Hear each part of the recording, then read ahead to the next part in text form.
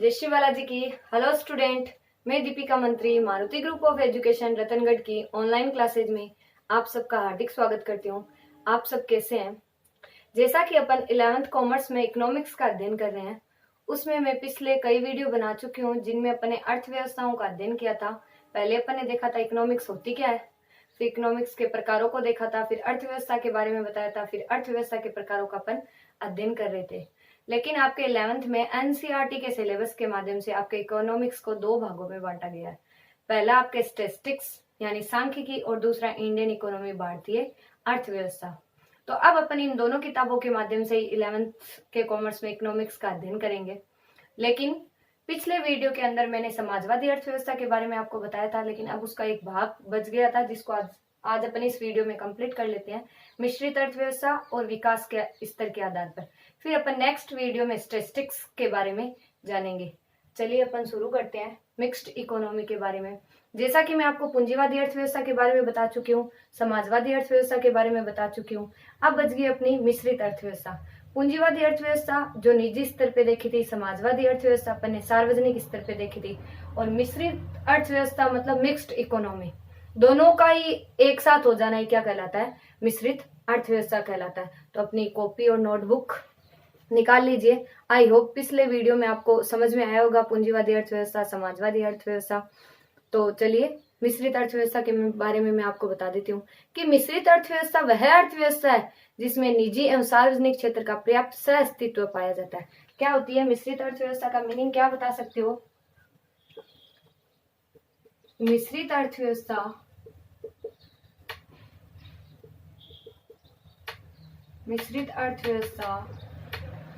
वह अर्थव्यवस्था है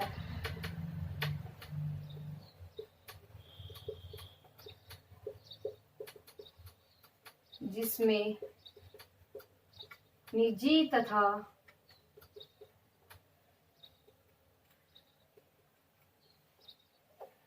तथा सार्वजनिक क्षेत्रों का सह अस्तित्व पाया जाता है। निजी तथा सार्वजनिक क्षेत्रों का पर्याप्त सह अस्तित्व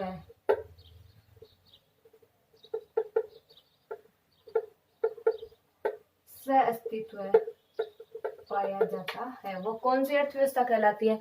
वो कहलाती है आपके मिश्रित अर्थव्यवस्था। सह अस्तित्व का मतलब हो गया को एग्जिस्टेंस। क्या हो गया? इंग्लिश में बोलते हैं इसको को एग्जिस्टेंस।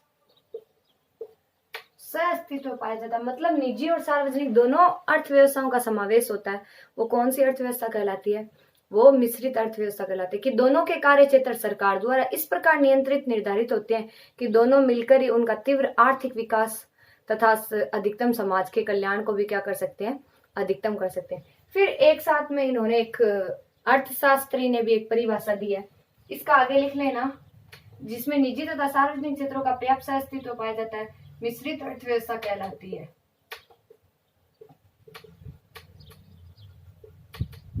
मिश्रित अर्थव्यवस्था कहलाती है। अब देखो प्रोफेसर सैमुअलसन के अनुसार इसकी एक परिभाषा दी हुई है, अपना जो अर्थशास्त्री है सैमुअलसन। वैसे सैमुअलसन ने कौन सी परिभाषा दी थी? विकास आधारित परिभाषा। प्रोफेसर सैमुअलसन के अनुसार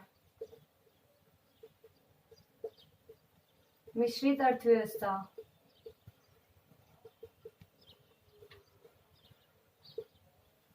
प्रोफेसर सैमुअलसन ने बताया था कि मिश्रित अर्थव्यवस्था वह अर्थव्यवस्था है जिसमें राजकीय तथा निजी दोनों ही प्रकार के संस्थाओं का कि मिश्रित अर्थव्यवस्था वह अर्थव्यवस्था है मिश्रित अर्थव्यवस्था वह अर्थव्यवस्था है मिश्रित अर्थव्यवस्था वह अर्थव्यवस्था है जिसमें राजकीय तथा निजी दोनों जिसमें राजकीय तथा निजी दोनों संस्थाओं का,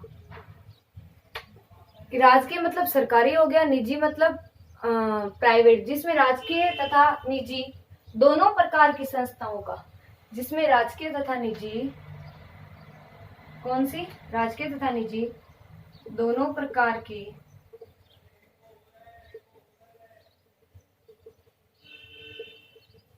राजकीय और निजी दोनों प्रकार की संस्थाओं का आर्थिक जीवन में नियंत्रण रहता है। आर्थिक जीवन में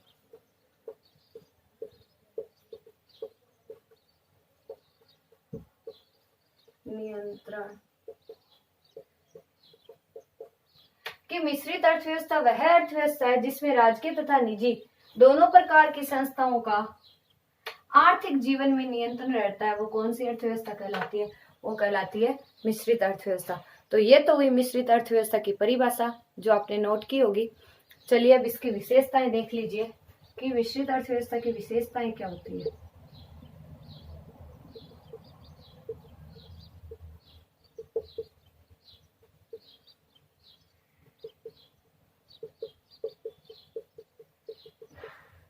मिश्रित अर्थव्यवस्था की विशेषताएं जो कि आपके निम्न है।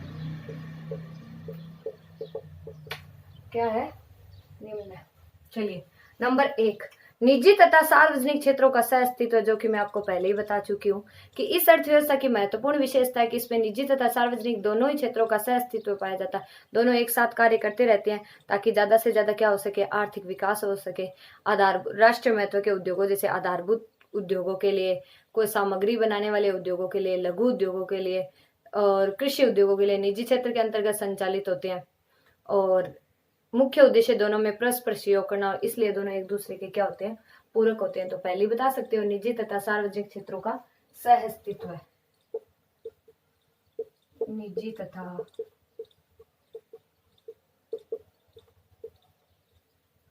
सार्वजनिक क्षेत्रों का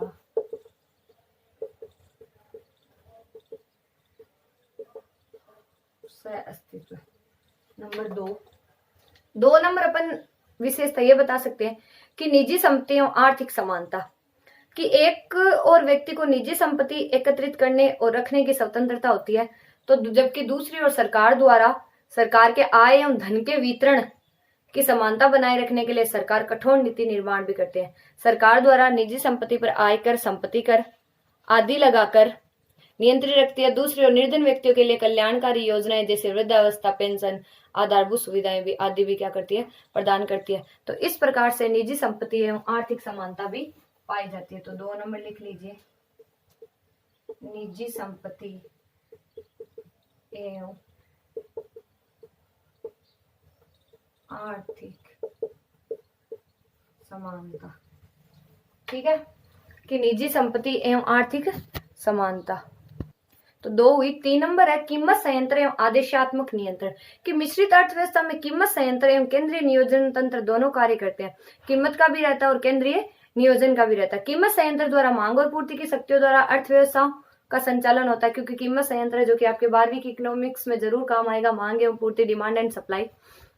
वस्तुओं की कीमतों का निर्धारण मांग एवं पूर्ति द्वारा होता है, और मुख्य आर्थिक निर्णय जैसे क्या उत्पादन हो, कितनी मात्रा में हो, कैसे हो, किसके लिए किया जाए और किसके लिए कीमत प्रणाली द्वारा होती है। तो इसके विपरीत नियोजन प्रणाली भी अर्थव्यवस्था में संचालित होती है, जिसमें आर्थिक विकास होता है, पूर्ण रोजगार पाया जाता है, कीमत नियंत्रण पाई जाती है, आय की असमानता को कम करना होता है। इन सब के लक्ष्यों की पूर्ति नियोजन तंत्र और महत्वपूर्ण भूमिका निभाता है। तो तीसरी होगी अपनी कीमत संयंत्र एवं आदेशात्मक नियंत्रण।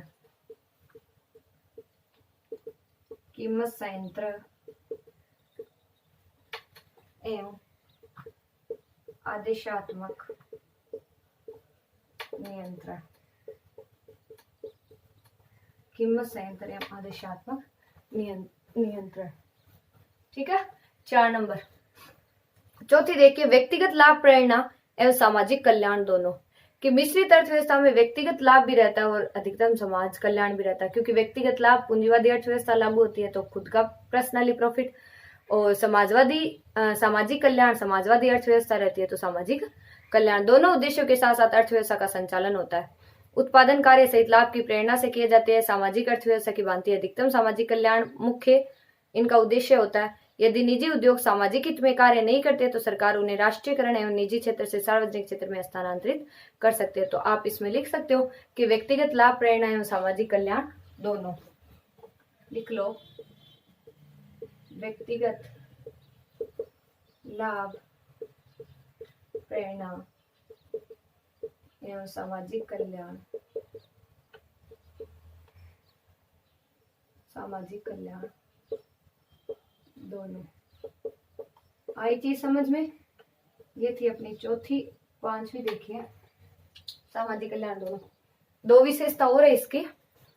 पांचवी है नियंत्रित अर्थव्यवस्था। अर्थव्यवस्था में आय के समान वितरण को बनाए रखने के लिए प्रगतिशील करारोपण, सामाजिक सुरक्षा कार्यों पर वे एकाधिकारी प्रवृत्तियों पर नियंत्रण आदि नीतियों को अपनाया जाता है। भूमि की अधिकतम सीमा का निर्धारण भी किया जाता है, क्योंकि अर्थव्यवस्था का वितरण समान रूप से होना चाहिए, नियंत्रित होना चाहिए। तो इस प्रकार से अर्थव्यवस्था क्या होती है? नियंत्रित अर्थव्यवस्था।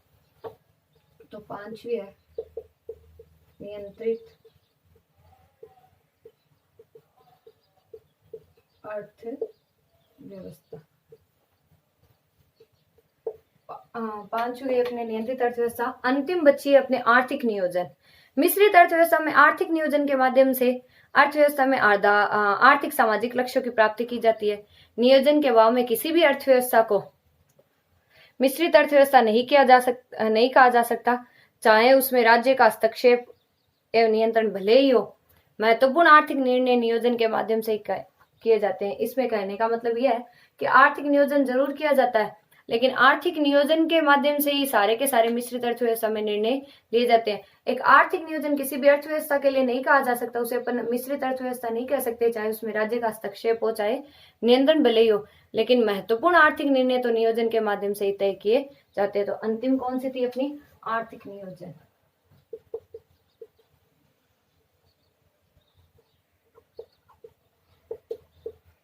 आर्थिक नियोजन। इस प्रकार से ये अपनी 6 विशेषताएं थी कि मिश्रित अर्थव्यवस्था की। आपने 6 विशेषताओं को देख लिया। अब चलते अपन मिश्रित अर्थव्यवस्था के गुणों के बारे में। चलिए, मिश्रित अर्थव्यवस्था के गुण, ये नोट कर लिया होगा आपने। चलिए देखिए मिश्रित अर्थव्यवस्था के गुण, चलिए देखते हैं अपन।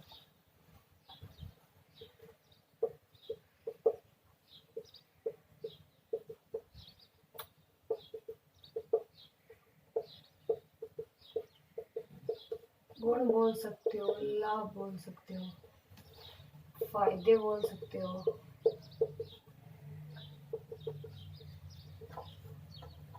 ये भी क्या नहीं।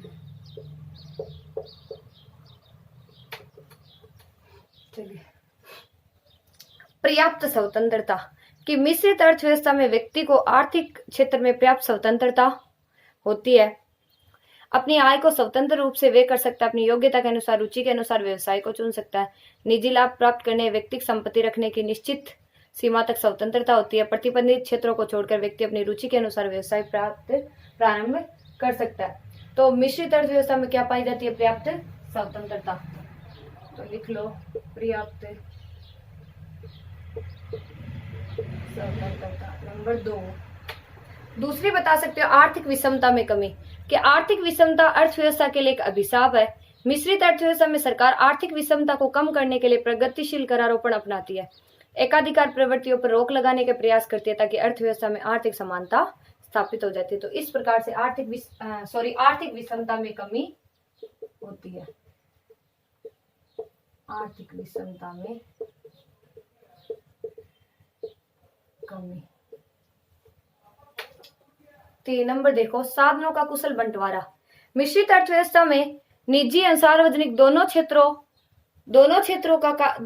कार्य करते हैं तथा ये प्रयत्न करते हैं कि साधनों का कुशलतम उपयोग करने का प्रयास करे। सामाजिक क्षेत्र अधिकतम समाज कल्याण के उद्देश्य से काम करता है, उपयोग करता है, और अर्थात विस्तृत अर्थव्यवस्था निजी लाभ तथा सामाजिक लाभ के बीच में समन्वय स्थापित करती है। तो साधनों का कुशल बंटवारा भी होता है।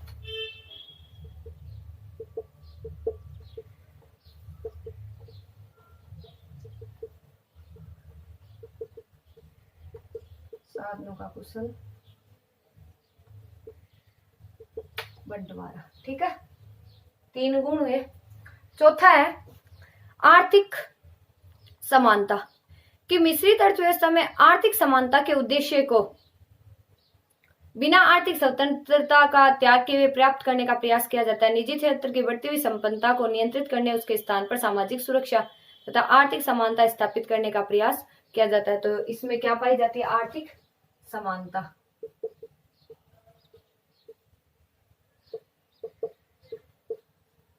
फिर पांचवा बता सकते हो, शोषण से बचाव। मिश्रित अर्थव्यवस्था समाज के निर्धन एवं मध्यम वर्ग को एकाधिकारी प्रवृत्तियों से जमींदारों के शोषण से मुक्त कराने का प्रयास करते हैं। निजी श्रमिकों एवं किसानों के लिए कल्याणात्मक योजनाएं बनाती है, कानून बनाती है, सहकारिता का विकास करती है। तो शोषण से बचाव होता है।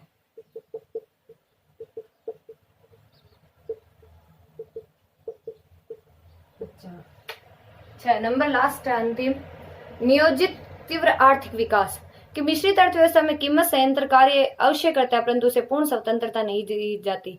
देश में उपलब्ध साधनों का पर्याप्त सर्वेक्षण कर उनके उपयोगों की योजना बनाकर आर्थिक विकास में उनकी सहभागिता निश्चित की जाती है। सार्वजनिक क्षेत्र द्वारा महत्वपूर्ण भूमिका निभाने से देश का संतुलित आर्थिक विकास होता है और पूंजी निर्माण को क्या मिलती है? गति मिलती है। तो नियोजित तीव्र आर्थिक विकास होता है।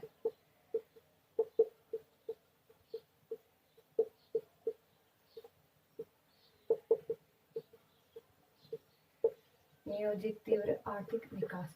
इस प्रकार से ये पूंजी मिश्रित अर्थव्यवस्था के क्या पाएंगे? गुण। चलिए अब चलते हैं मिश्रित अर्थव्यवस्था के दोष या अवगुण।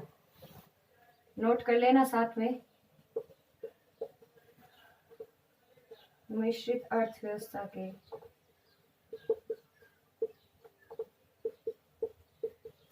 दोष या अवगुण, या लिख सकते हो कुफायदे।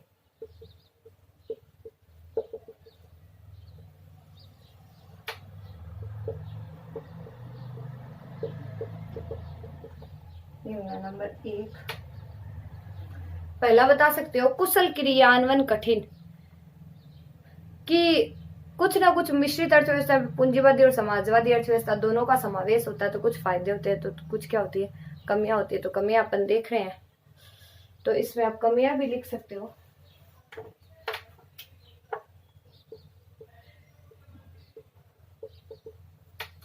देखिए पहली, कुशल क्रियान्वयन कठिन। मिश्रित अर्थव्यवस्था पूंजीवादी अर्थव्यवस्था और समाजवादी अर्थव्यवस्था दोनों से मिलकर बनी है, जो एक दूसरे के विपरीत विचारधारा हैं, अतः उनके कुशल क्रियान्वयन के लिए कठिनाई आती है। इस अर्थव्यवस्था में न तो आर्थिक नियोजन सफलतापूर्वक कार्य कर पाता है और न ही मूल तंत्र से ठीक कार्य करता है। जैसा कि सुम्पीटर ने लिखा कि मिश्रित अर्थव्यवस्था ऑक्सीजन के टेंट में पूंजीवाद है, कैपिटलिज्म इन ऑक्सीजन टेंट। अच्छी कहावत कही है कि कैपिटलिज्म क्या? एक ऑक्सीजन टेंट है। तो ये थी पहली, कुशल क्रियान्वयन कठिन।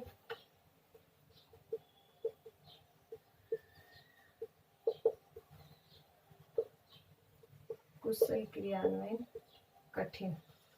2 नंबर देखिए, अस्थिर अर्थव्यवस्था। मिश्रित अर्थव्यवस्था में अस्थिरता विद्यमान रहती है। या तो निजी क्षेत्र सार्वजनिक क्षेत्र को महत्वहीन बना देता है और अर्थव्यवस्था पूंजीवादी अर्थव्यवस्था में परिवर्तित हो जाती है। सार्वजनिक क्षेत्र इतना शक्तिशाली बन जाता है कि वह निजी क्षेत्र को समाप्त कर देता है, जिससे समाजवादी अर्थव्यवस्था की स्थापना हो जाती है। तो इस प्रकार अस्थिर अर्थव्यवस्था भी पाई जाती है।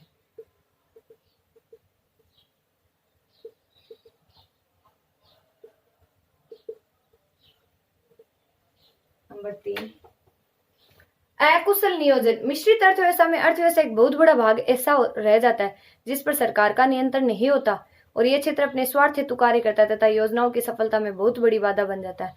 सार्वजनिक क्षेत्र अपने लक्ष्य पूर्ण नहीं कर पाता। तो नियोजन भी क्या पाया जाता है? अकुशल नियोजन।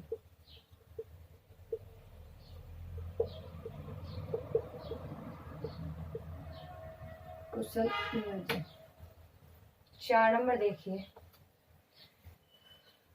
भ्रष्टाचार। मिश्रित अर्थव्यवस्था में भ्रष्टाचार बड़ी मात्रा में पाया जाता है। राजनीतिक दल अपने स्वार्थ हेतु सार्वजनिक क्षेत्र का अनुचित उपयोग करते हैं तथा निजी क्षेत्र अपने निजी हेतु सरकारी नियंत्रण से बचने के लिए निरंतर कानूनों को तोड़ने के लिए भ्रष्टाचार का रास्ता अपनाते हैं, जिससे आर्थिक विकास में क्या आती है? बाधा आती है। तो मिश्रित अर्थव्यवस्था में क्या पाया जाता है?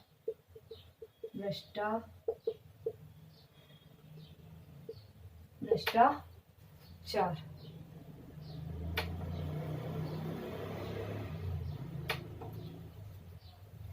क्या पाया जाता है? भ्रष्टाचार। चलिए देखिए अगला 5 नंबर, काला धन। मिश्रित अर्थव्यवस्था में एक दोष यह भी है कि अर्थव्यवस्था काले धन को प्रोत्साहन देती है। प्रजातंत्र होने के कारण ऐसे कानूनों का निर्माण यहाँ संभव हो जाता है जो अर्थव्यवस्था में आय की असमानता को जन्म देता है। अर्थव्यवस्था में एक तरफ अधिक करारोपण होता है और दूसरी तरफ करों की चोरी होती है, जिससे अर्थव्यवस्था में काला धन बढ़ने लगता है। तो 5वां था काला धन।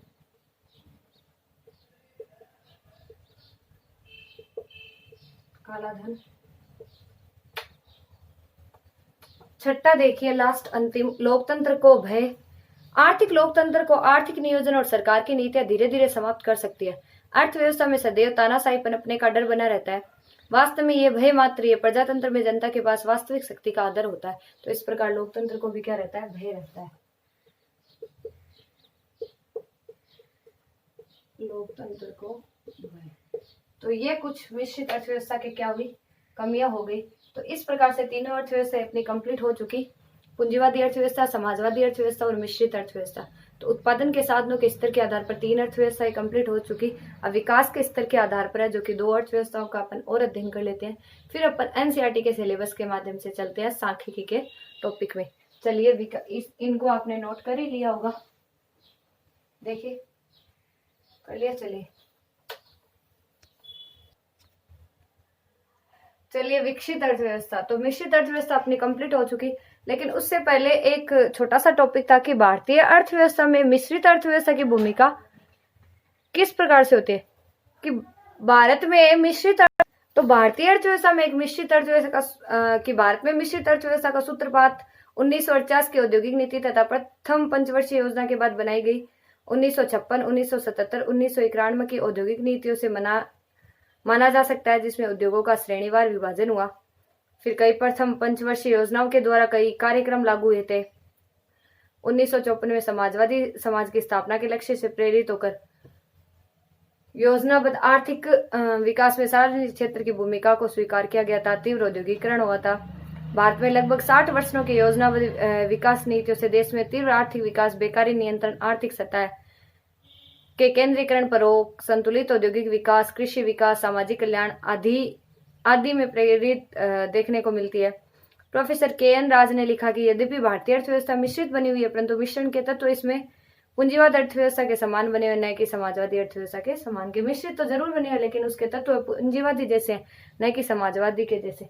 तो ये थोड़ा सा और था। फिर अब विकास के स्तर के आधार पर अर्थव्यवस्थाओं का वर्गीकरण। तो 2 है, विकसित अर्थव्यवस्था और विकासशील अर्थव्यवस्था। तो अपन शुरुआत में देखे थे अर्थव्यवस्था का वर्गीकरण उत्पादन के साधनों के आधार पर और विकास के स्तर के आधार पर। उत्पादन के साधनों के आधार पर अपन ने 3 कंप्लीट कर लिए, पूंजीवादी, समाजवादी और मिश्रित। और विकास के स्तर के आधार पर अपन 2 बच्चे हैं, विकसित और विकासशील। चलिए विकसित अर्थव्यवस्था की 2 भागों में विभाजित। विकसित अर्थव्यवस्था उस अर्थव्यवस्था को कहा जाता है जिसमें आर्थिक विकास तेजी से हो। अर्थ लिख सकते हो आप। विकसित अर्थव्यवस्था, विकसित अर्थव्यवस्था उस अर्थव्यवस्था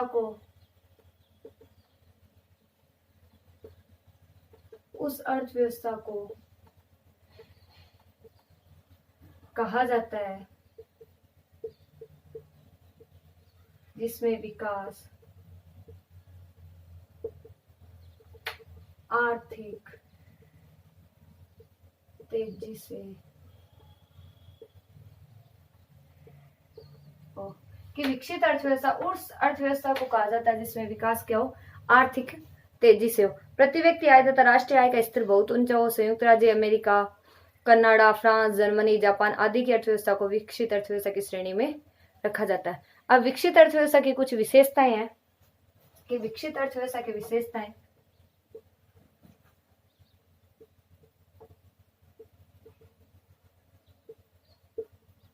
विकसित अर्थव्यवस्था की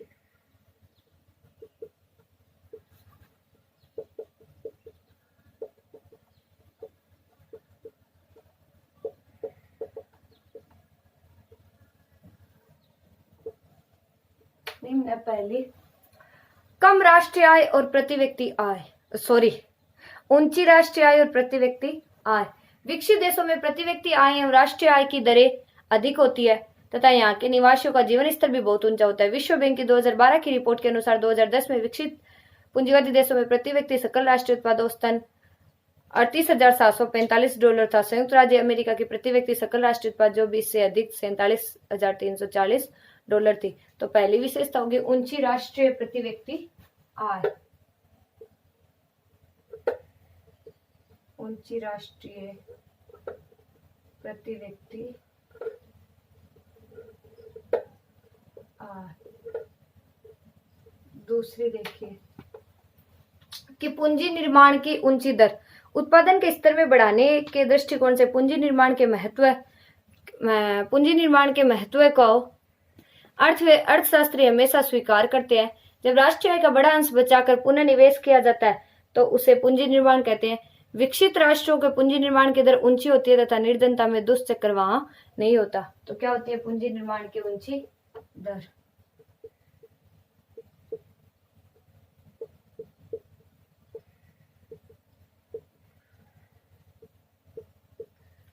तीसरी उद्योगों एवं गैर कृषि व्यवसायों की प्रधानता। विकसित अर्थव्यवस्था में जनसंख्या का एक बड़ा भाग गैर व्यवसायी उद्योगों जैसे उद्योग, यातायात, संचार, बैंकिंग, बीमा आदि में लगा होता है। राष्ट्रीय आय और सेवा क्षेत्र का योगदान क्या होता है? अधिक होता है। तो उद्योगों एवं गैर कृषि व्यवसायों की क्या रहती है? प्रधानता। उद्योगों एवं गैर कृषि कार्यों की प्रधानता। ठीक है, ये 3 नंबर थी।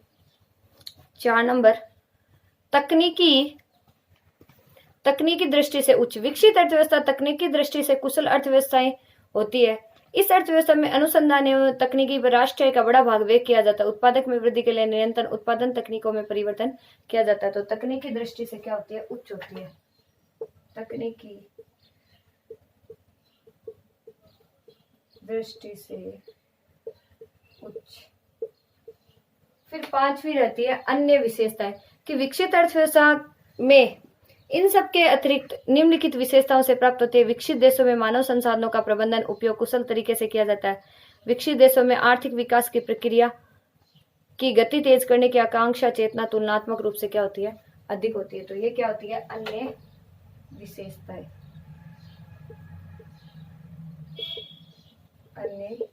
तो इस प्रकार से यह विकसित अर्थव्यवस्था 1 नंबर थी।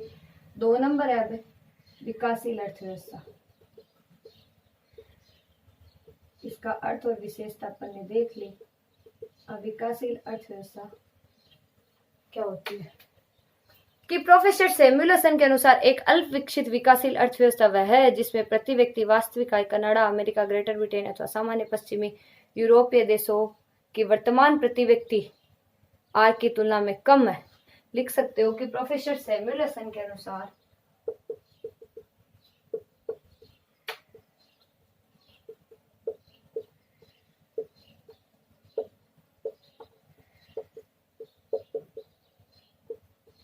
क्या परिभाषा है ना कि प्रोफेसर सैमुएलसन के अनुसार एक अल्प विकसित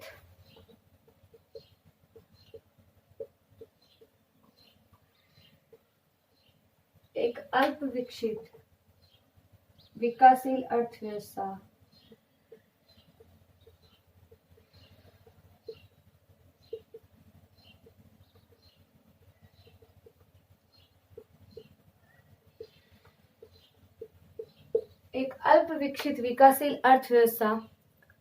वह है जिसमें प्रति व्यक्ति वास्तविक आय, वह अर्थव्यवस्था है जिसमें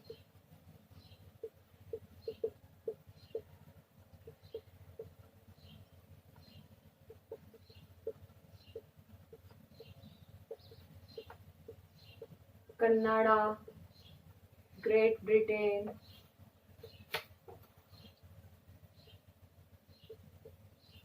कनाडा में ग्रेट ब्रिटेन अथवा सामान्यतया पश्चिमी यूरोपीय देशों की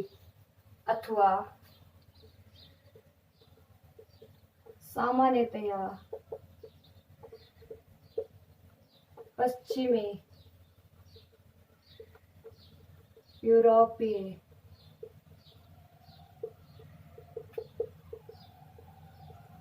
अथवा सामान्यतया पश्चिमी यूरोपीय देशों की वर्तमान प्रति व्यक्ति आय की तुलना में कम है। वर्तमान प्रति व्यक्ति आय की तुलना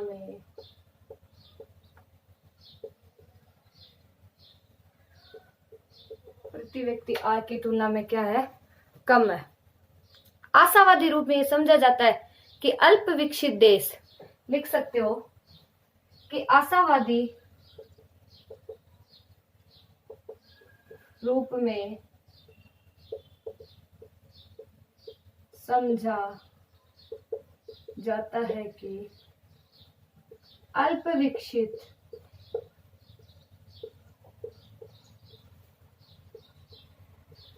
आशावादी रूप में समझा जाता है कि अल्प विकसित देश में अपनी आय के स्तर में पर्याप्त सुधार, अल्प विकसित देश में अपनी आय के स्तर में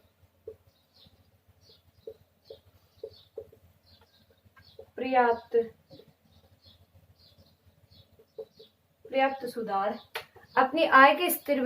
सुधार कर सकने की क्षमता विद्यमान है।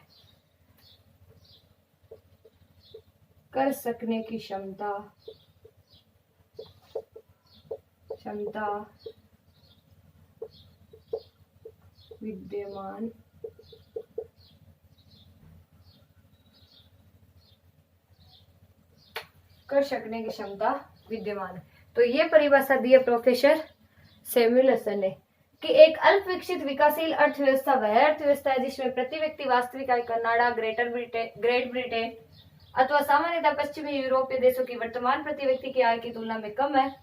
आशावादी रूप में समझा जाता है कि अल्प विकसित देश में अपनी आय के स्तर में पर्याप्त सुधार कर सकने की क्षमता क्या होती है? विद्यमान होती है।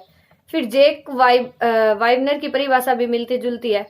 उन्होंने प्रथम पंचवर्षीय योजना, भारतीय योजना आयोग ने प्रथम पंचवर्षीय योजना में अल्प विकास की दी है कि अल्प विकसित देश वह देश है जिसमें एक और तो मानव शक्ति यानी मैन पावर बहुत कम उपयोग हो पा रहा है और दूसरी ओर प्राकृतिक संसाधनों का पूरा उपयोग नहीं हो पा रहा है। अर्थात विश्व की वे सभी अर्थव्यवस्थाएं जिनकी प्रति व्यक्ति आय का स्तर अमेरिका, ऑस्ट्रिया और पश्चिमी यूरोपीय देशों की प्रति व्यक्ति आय के स्तर से पर्याप्त नीचा हो, अल्प विकसित अर्थव्यवस्थाएं कहलाती है। भारत, बांग्लादेश, पाकिस्तान आदि अर्थव्यवस्थाएं विकासशील अर्थव्यवस्थाएं कहलाती है। अब कुछ विकासशील अर्थव्यवस्था की विशेषताएं भी है। देखिए विकासशील अर्थव्यवस्था की विशेषताएं नोट कर लिया होगा आपने। चलिए देखिए विकासशील अर्थव्यवस्था की विशेषताएं।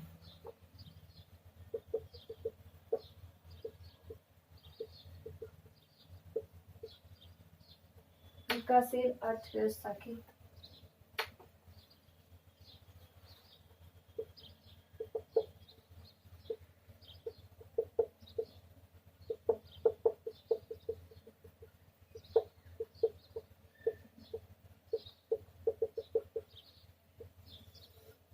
नंबर 1, राष्ट्रीय आय प्रति व्यक्ति आय का नीचा स्तर। विकासशील राष्ट्रों में राष्ट्रीय आय प्रति व्यक्ति आय का स्तर विकसित अर्थव्यवस्था की तुलना में नीचा होता है। विश्व बैंक रिपोर्ट 2010 के अनुसार निम्न आय वाले अल्प विकसित देशों में $528 तथा मध्यम आय वाले अल्प विकसित देशों में $3,725 थी।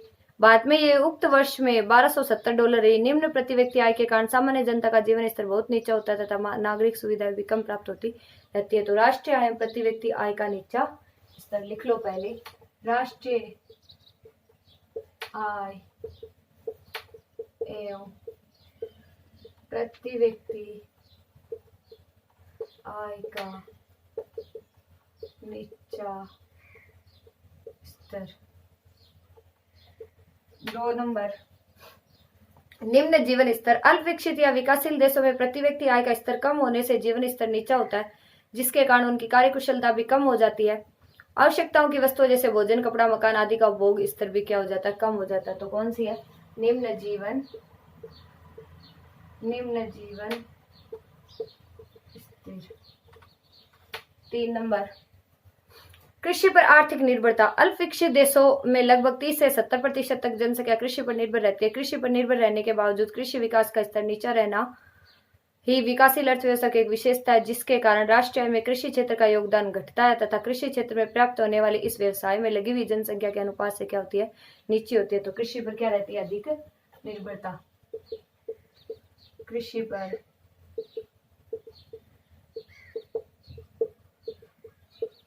अधिक निर्भरता। 4 नंबर देखिए, 4 नंबर है आर्थिक पिछड़ापन।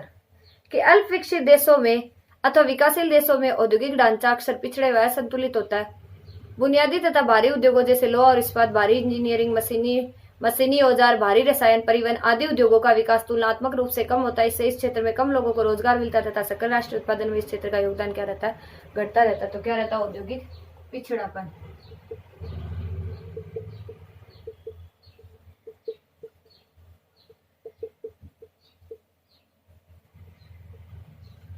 औद्योगिक पिछड़ापन। 5वां, श्रम उत्पादकता का नीचा स्तर। विकासशील क्षेत्रों में श्रम उत्पादकता यानी प्रोडक्टिविटी का स्तर नीचा होता है। यह व्यक्ति के नीचे जीवन स्तर रहने का कारण तथा प्रभाव दोनों है। कम उत्पादिता के कारण आय का स्तर भी नीचा होता है तथा यह निर्धनता को जन्म देता है। श्रम उत्पादकता का नीचा स्तर श्रमिकों के स्वास्थ्य, कौशल, काम करने की प्रेरणा, संस्थागत ढांचा आदि पर भी निर्भर करता है। तो श्रम उत्पादकता का नीचा स्तर।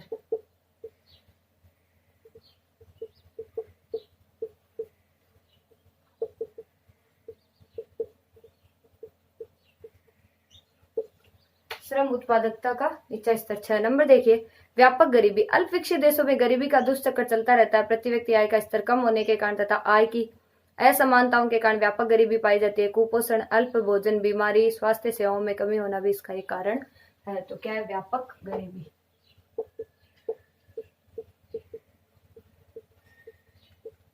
7 नंबर देखिए, तकनीकी का पिछड़ापन। विकासशील अर्थव्यवस्था के अनुसंधान एवं विकास का स्तर नीचा होता है। अर्थव्यवस्था में साधनों के अभाव, पूंजी के अभाव एवं श्रम की अधिकता के कारण भी नवीन तकनीकी के प्रयोग में बाधा आती है। इससे उत्पादकता तथा उत्पादन की गुणवत्ता के स्तर पर विपरीत प्रभाव पड़ता है। तो तकनीकी का पिछड़ापन।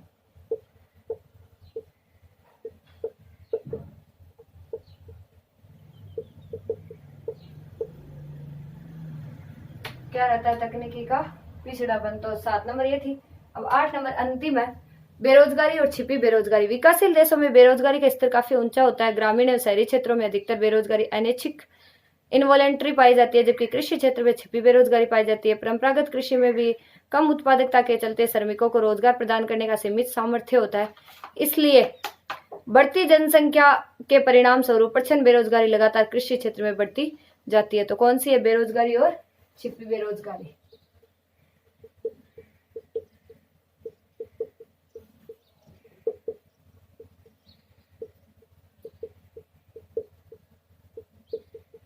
बेरोजगारी और छिपी बेरोजगारी। चलिए देखिए, इस प्रकार से विकासशील अर्थव्यवस्थाओं की विशेषताएं भी क्या हो चुकी है, कंप्लीट हो चुकी। तो अपन ने विकास के स्तर के आधार पर भी इन अर्थव्यवस्थाओं को देख लिया था, है ना। तो अब इसका एक छोटा सा और है, कुछ अन्य विशेषताएं, वो मैं आपको बता देती हूँ कि अल्प विकसित देशों में मानव कल्याण का स्तर नीचा होता है। उनकी संभाव्य वास्तविक आय, स्वास्थ्य एवं शिक्षा संबंधी उपलब्धियां क्या होती है, कम होती है। तो कुछ अन्य विशेषताएं भी है।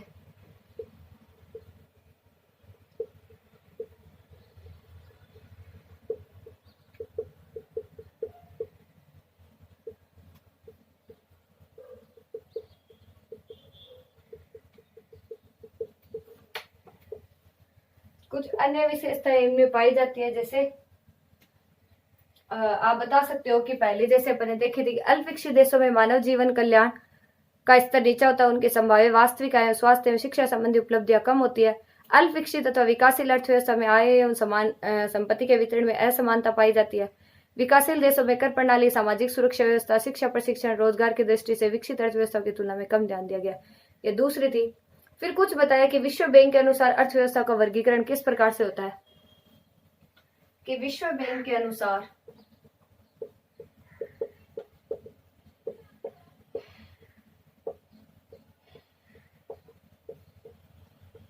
अर्थव्यवस्थाओं का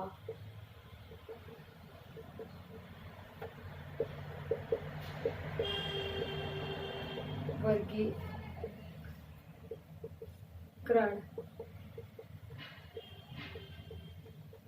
निम्न है। पहला, जैसे कि विश्व बैंक ने 2003 में विश्व के विभिन्न देशों की प्रति व्यक्ति राष्ट्रीय आय के आधार पर विश्व की अर्थव्यवस्था को 4 भागों में विभाजित किया था। निम्न आय वाले देश वे देश जिनकी प्रति व्यक्ति आय $675 अथवा उससे कम है। तो पहला कौन सा है? निम्न आय वाले देश।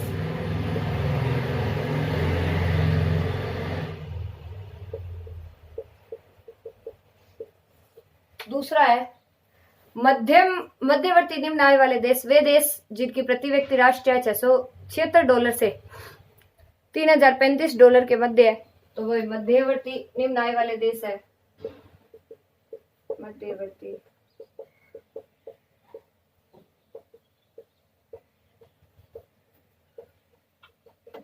निम्न आय वाले देश।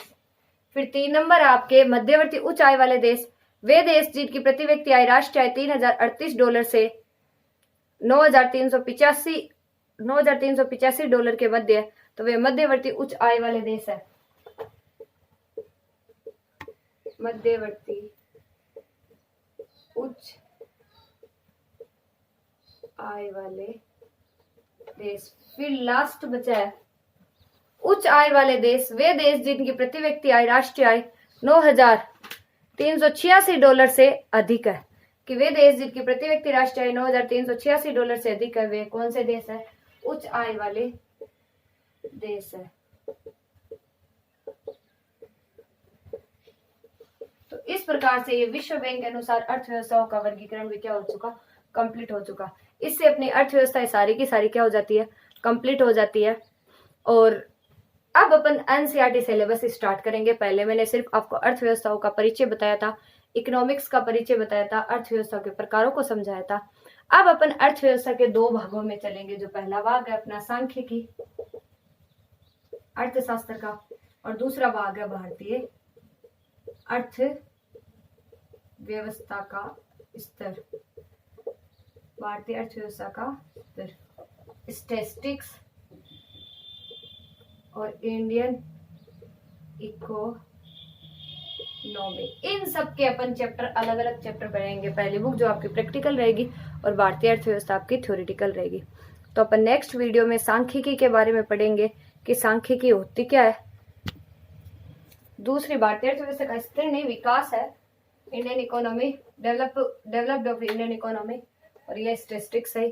तो अर्थशास्त्र का परिचय अपन ने देख ही लिया वैसे तो। और अब अर्थशास्त्र के परिचय में सांख्यिकी का परिचय पढ़ेंगे अपन। सांख्यिकी क्या होती है? सांख्यिकी का अर्थ, परिभाषाएं, सांख्यिकी के अनुसार क्या उपभोक्ता की क्या दृष्टिकोण रहते हैं, उपभोक्ता का किस प्रकार विक्रेता, उपभोग, उत्पादन, वितरण, सांख्यिकी की कुछ सीमाएं, अर्थशास्त्र में सांख्यिकी की क्या महत्वपूर्ण भूमिका रहती है और अर्थशास्त्र में सांख्यिकी की क्या सीमाएं हो सकती है, सांख्यिकी क्या होती है, इन सब का अर्थ अपन सांख्यिकी के अंतर जानेंगे। फिर अपन चैप्टर आगे से आगे बढ़ते जाएंगे। आंकड़ों का संग्रह, आंकड़ों का व्यवस्थित रूप से आंकड़ों को जचाना, आंकड़ों का प्रस्तुतिकरण, आंकड़ों का संग्रह, आंकड़ों का संगठन, प्रस्तुतिकरण, केंद्रीय प्रवृत्ति की माप, प्रक्षेपण के माप, सहसंबंध सूचकांक, सांख्यिकी विधियों का उपयोग, ये सारा का सारा अपन सांख्यिकी में देखेंगे। फिर भारतीय अर्थव्यवस्था के विकास में स्वतंत्रता के पूर्व संध्या पर भारतीय अर्थव्यवस्था की क्या किस प्रकार रहती है, उदारीकरण, आर्थिक सुधार 1991 से किस प्रकार थे, उदारीकरण, निजीकरण, वैश्वीकरण की एक समस्या। फिर भारतीय अर्थव्यवस्था की वर्तमान चुनौतियां, भारत में मानव पूंजी का निर्माण, ग्रामीण विकास, वर्तमान चुनौतियों में निर्धनता, भारत में मानव पूंजी का निर्माण, ग्रामीण विकास, रोजगार समृद्धि, अनौपचारिकरण, अन्य मुद्दे, आधारिक संरचना, पर्यावरणीय और धारणीय विकास, भारत और उसके पड़ोसी देशों के तुलनात्मक विकास अनुभव, तो इस प्रकार इसमें चैप्टर 10 और इसमें चैप्टर 9 की अपन गणना करेंगे। तो अपनी ये दोनों किताबें, तो नेक्स्ट भाग से सिर्फ ये अभी तक अपने अर्थव्यवस्था का परिचय जाना था। अब आगे के वीडियो के अंदर अपन अपना एनसीईआरटी सिलेबस के माध्यम से कंटिन्यूसली 11th का कोर्स करते रहेंगे। तो अपना चैप्टर चलता रहेगा सांख्यिकी। तो चलिए नेक्स्ट वीडियो में मिलते हैं। इनको आप कॉपी में जरूर नोट करना, काफी इंटरेस्टिंग थे ये। तो अपन अब नेक्स्ट वीडियो में सांख्यिकी के साथ मिलते हैं, सांख्यिकी के परिचय के साथ मिलते हैं, अर्थशास्त्र के परिचय में सांख्यिकी का परिचय पढ़ते हैं। चलिए ओके स्टूडेंट्स, इन सब को कॉपी में नोट कर लेना, ठीक है।